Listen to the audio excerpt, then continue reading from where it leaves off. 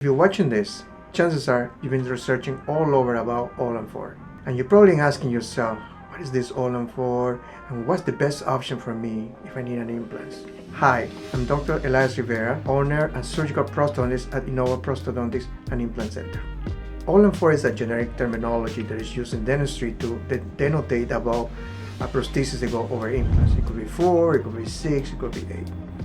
But some of them will use some acrylic interface like this, a bulky, thick acrylic interface. What's going to happen is they're going to have to trim off some bone to get to the point to wear this one down. And the problem with this is, not just removing the teeth, but also shaving gum level to create these profiles, something bulky. There is another alternative that has been recently introduced, and we've been developed this in the last 5 years, FP1, which basically will replicate only the teeth. For the right patient, it creates the most advanced and natural looking solution available.